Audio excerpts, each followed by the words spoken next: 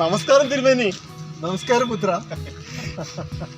കഴിഞ്ഞ നമ്മുടെ സന്ദർശന വേളയിൽ ഈ റോഡുകളും കെട്ടിടങ്ങളും പറമ്പുകളൊക്കെ തകർക്കുന്ന ഒരു സ്ഥിതിയായിരുന്നല്ലോ. ഇപ്പോഴും അത് തുടരുന്നുണ്ടോ? പണികളെല്ലാം തുടർന്നുകൊണ്ടേയിരിക്കുകയാണ് തിരുമേനി. ഓഹോ, പല ഭാഗത്തും വീതിയുടെ റോഡ്, ഓഹോ, നല്ല വൃത്തിയുള്ള റോഡും. അതെ അതെ തിരുമേനി, അതെ. നമ്മുടെ പ്രജകൾക്ക് ശരവേഗത്തിൽ എല്ലാ സ്ഥലത്തും എത്തിപ്പെടാമല്ലോ. സന്തോഷം തന്നെ. തിരുമേനി പറഞ്ഞ ശരി തന്നെ. പക്ഷെ പല വീടുകളിലേക്കും കയറാനുള്ള വഴികളില്ല. 2 കിലോമീറ്ററോളം പോയി 1.5 കിലോമീറ്ററോളം പുറകോട്ട് വന്നാലേ അവരവരുടെ വീടുകളിലേക്ക് കയറാൻ പറ്റത്തില്ല. അത്തരത്തിലൊരു ബുദ്ധിമുട്ടുണ്ട് തിരുമേനി. തിരുമേനി അല്പം തിരക്കുണ്ട്.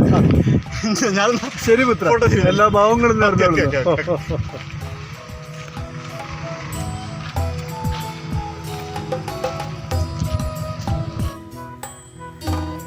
മാവേലി തമ്പുരാനില്ലേ? അതെ.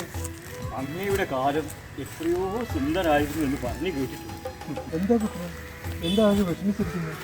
ഞാനിപ്പോൾ ഒരു ദുഃഖവാർത്ത കേട്ട് പോവുകയായിരുന്നു. ഓഹോ, എൻ്റെ ഒരു പരിചയക്കാരൻ്റെ മകൾ ആത്മഹത്യ അമിതമായി മൊബൈൽ ഫോൺ ഉപയോഗിച്ചും കളിച്ചും നടന്നിട്ട് പരീക്ഷയിൽ മാർക്ക് കുറഞ്ഞതിന്. എന്താണ് ചെയ്യുന്നത്? ഞാൻ ആരെ ഓർത്തിട്ടാ തിരുമേനി പരിഹരിക്കേണ്ടത്? ആ അച്ഛനെയോ അതോ മകളെയോ? കഷ്ടം.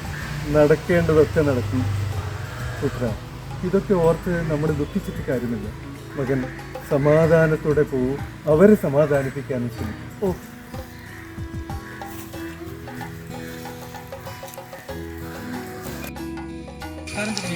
നമസ്കാരം പുത്ര.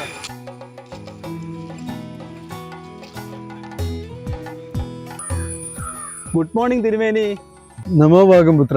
താങ്കൾക്ക് ചില ആരോഗ്യ പ്രശ്നങ്ങൾ കാണുന്നുണ്ടല്ലോ. പ്രഷർ, പ്രമേഹം, കൊളസ്ട്രോള്, നാഡീ തളർച്ച, തരിപ്പ്, കിതപ്പ്, ഇതിനുള്ള അസുഖങ്ങൾക്കുള്ള മരുന്നുകളെല്ലാം എൻ്റെ കയ്യിലുണ്ട്. വൈകുണ്ഠനാഥന്റെ അനുഗ്രഹത്താൽ നമുക്കിപ്പോൾ ഈ അസുഖങ്ങളൊന്നുമില്ല. ഇംഗ്ലീഷ് മരുന്നിന് രോഗം മൂടി വെക്കാനേ കഴിയൂ, മാറ്റാനാകില്ല. തിരുമേനിക്ക് ഏത് അസുഖങ്ങളുണ്ടെങ്കിലും എൻ്റെ കയ്യിൽ മരുന്നുണ്ട്. എല്ലാം ഓൺലൈനാണ്. ഇപ്പം നമുക്കിതിൻ്റെ ഒന്നും ആവശ്യമില്ല മകന്. ഇപ്പോഴില്ലെങ്കിലും ഇനിയും വരാൻ സാധ്യതയില്ലേ? രോഗം വരാതിരിക്കാനുള്ള മരുന്നും എൻ്റെ കയ്യിലുണ്ട് തിരുമേനി. കാശ് കയ്യിലില്ലെങ്കിൽ ഗൂഗിൾ പേ ചെയ്താൽ മതി. മകനെ, നാം പറഞ്ഞല്ലോ, വൈകുണ്ഠനാഥന്റെ അനുഗ്രഹത്താൽ നമുക്കിപ്പോ ഈ മരുന്നുകളുടെ ഒന്നും ആവശ്യമില്ല. ഈ വൈകുണ്ഠനാഥൻ എനിക്കൊരു പാരയാണല്ലോ.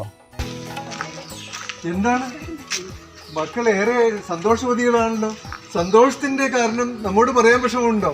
എന്ത് വിഷമം തിരുമേനി? ഞങ്ങൾ ഇത് ആരോടെങ്കിലൊക്കെ ഒന്ന് പറയാൻ കൊതിച്ചിരിക്കുകയായിരുന്നല്ലേ. അതെയോ? ഒരു ധീരപ്രവൃത്തിക്ക് ഈ നാട്ടിലൊരു പെൺകുട്ടിക്ക് പൗരസ്വീകരണം നൽകി വരിക.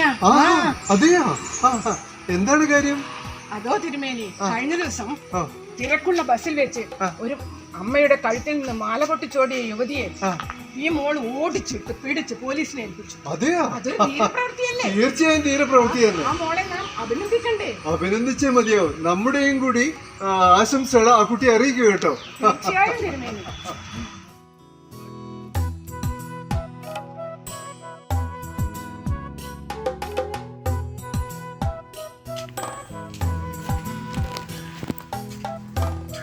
തിരുമേനി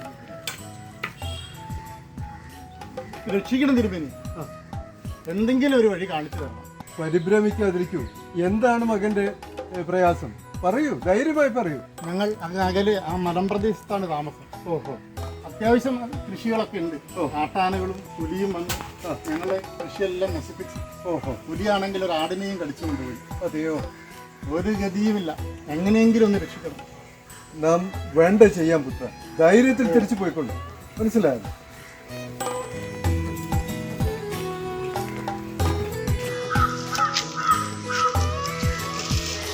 നമസ്കാരം തിരുമേനി. നമോഭാഗം പുത്ര. തിരുമേനി, ചില പഴയ തറവാടുകളിലെ കാരണവന്മാർ സ്വത്തും സമ്പത്തും ദൂർത്തടിച്ച് അന്യാധീനപ്പെടുത്തുന്ന പോലൊക്കെ തന്നെയാണ് ഇപ്പോഴും ഇവിടെ നടക്കുന്നത്. എന്താണ് പുത്രൻ ഉദ്ദേശിച്ചത്? ഓരോ മാസവും ഉദ്യോഗസ്ഥന്മാർക്ക് ശമ്പളം കൊടുക്കുവാൻ വേണ്ടി സർക്കാർ കടമെടുക്കുകയാ. എന്നാലോ ദൂർത്തിനൊട്ടും കുറവുമില്ല. എങ്ങോട്ടാ തിരുമേനി നമ്മുടെ നാട് പോകുന്നത്? എല്ലാം ശരിയാവുമെന്ന് നമുക്ക് പ്രതീക്ഷിക്കാൻ പറ്റും.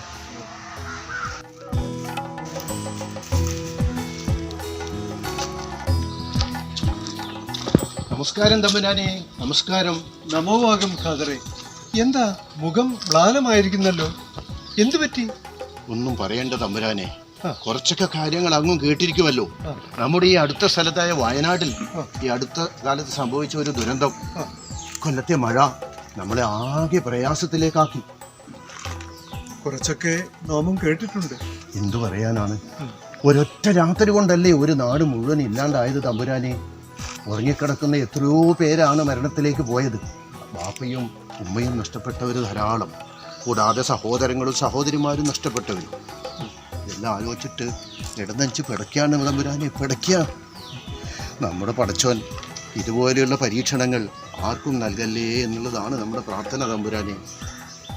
ഇതൊക്കെ പ്രകൃതിയുടെ തീരുമാനങ്ങളല്ലേ, എല്ലാം സഹിക്കുകയും പൊറുക്കുകയും തന്നെ. ആപത്തുള്ള ഘട്ടത്തിൽ എല്ലാവരും ഒത്തുചേർന്ന് അതിനെതിരെ നമ്മൾ നിലനിൽപ്പിനായി പ്രവർത്തിക്കുക, മറ്റെന്ത് ചെയ്യും. ശരി തമ്പുരാൻ.